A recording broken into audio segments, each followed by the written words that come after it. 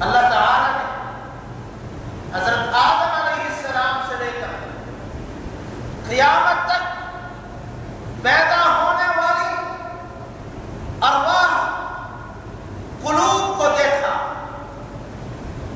کہ ان تمام انسانوں میں کون سا دل اس قابل ہے، کون سا دل اتنا پاک ہے، مقدس ہے، مطہر ہے، معطر ہے، پاکیزہ ہے کہ اسے ختم نبوت کے لیے چنا جائے، منتخب کیا جائے۔ نظر فی قلوب العباد فوجد خیر قلوب العباد قلب محمد صلی اللہ علیہ وسلم۔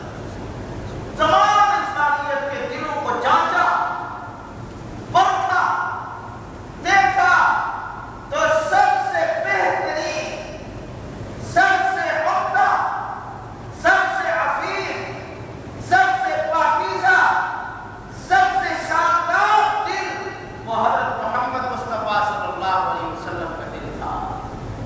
فاصطفاہ لنفسہ برسالتہ، اللہ نے پیغمبر صلی اللہ علیہ وسلم کو اپنی رسالت کے لیے، اپنی نبوت کے لیے چن لیا، منتخب کر لیا۔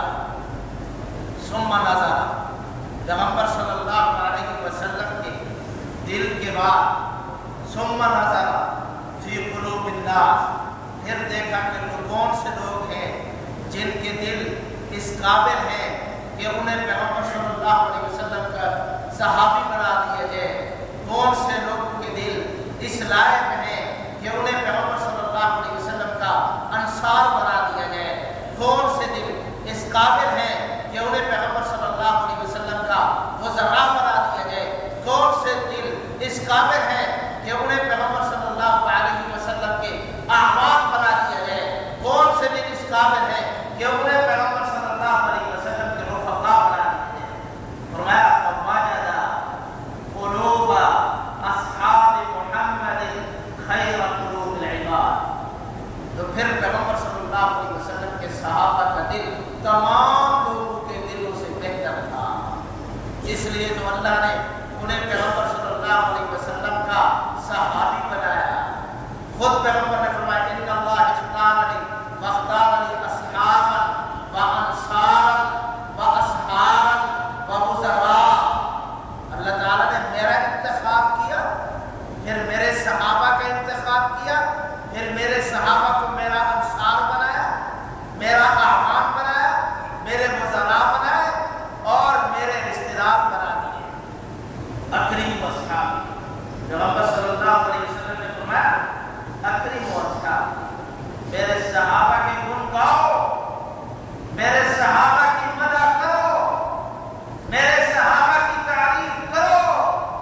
آپ کی کوئی مجلس ایسی نہ ہو جو صحابہ کی تعریف سے خالی ہو۔ کیوں؟ صحابہ کی تعریف حقیقت میں کن کی تعریف ہے؟ اللہ کے رسول صلی اللہ علیہ وسلم کی تعریف ہے۔ جو کسی سے محبت کرتے ہیں پھر محبوب کی ہر چیز سے پیاری لگتی ہے، محبوب کا لباس بھی اسے پیارا لگتا ہے، محبوب کی چال ڈھال بھی اسے پیاری لگتی ہے، محبوب کے دوست بھی اسے پیارے لگتے ہیں، محبوب کے دوست اس کے دوست ہوتے ہیں، محبوب کے دشمن اس کے دشمن ہوتے ہیں۔ اور میں اکریم اصحابی، میرے صحابہ کی عزت کرو۔ آج دنیا اخیار کی، ابرار کی، اتقیاء کی، اصفیاء کی تعریف نہیں کرتی، فاسق فاجروں کی تعریف کے پیچھے لگی ہوئی ہے۔ بڑی بڑی رقوم خرچ ہوتی ہے، بڑے بڑے فنکشن منعقد ہوتے ہیں، اس میں ہوتا کیا ہے کہ فلاں فنکار آ رہا ہے، فلاں کجری آئے گی، رقص کرے گی، ناچے گی، ڈانس کرے گی، اس کے لیے کتنا بڑا اہتمام، کتنا بڑا پیسہ خرچ اور کتنی بڑی تشہیر، اور پھر اس کے گن گانا ریڈیو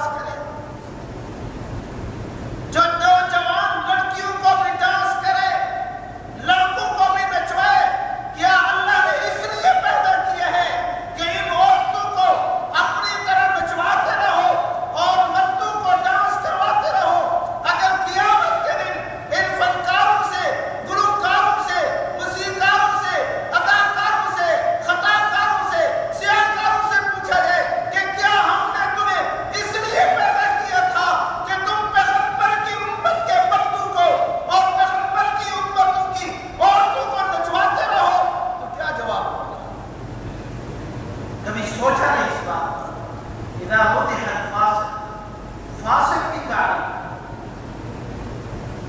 کبھی کسی نے نمازی کی تعریف نہیں کی کہ یار یہ فلاں نماز کا پابند ہے، نیک اخلاق والے کی تعریف نہیں، فاسق کی تعریف. اور جو فاسق کی تعریف کرتا ہے غاضب الرب، اللہ ناراض ہوتا ہے. صحابہ کی تعریف کرو اللہ خوش ہوگا. صحابہ کے دشمنوں کی دشمنی کو لوگوں کے سامنے اجاگر کرو اللہ خوش ہوگا. اذا مدح الفاسق غضب الرب واهتز له العرش، اللہ کا عرش کانپ اٹھتا ہے جب کسی فاجر کی، کسی فاسق کی تعریف کی جائے. پیغمبر صلی اللہ علیہ وسلم نے فرمایا اکرموا اصحابی، تعریف کرنی ہے تو صحابہ کی کرو، تعریف کرنی ہے تو حضرت ابوبکر صدیق رضی اللہ عنہ کی کرو، تعریف کرنی ہے تو حضرت عمر رضی اللہ عنہ کی کرو، تعریف کرنی ہے تو حضرت عثمان کی کرو. خود اللہ نے تعریف کی، اللہ کے پیغمبر نے تعریف کی ہے. للفقراء المهاجرين الذين اخرجوا من ديارهم واموالهم، یہ مہاجر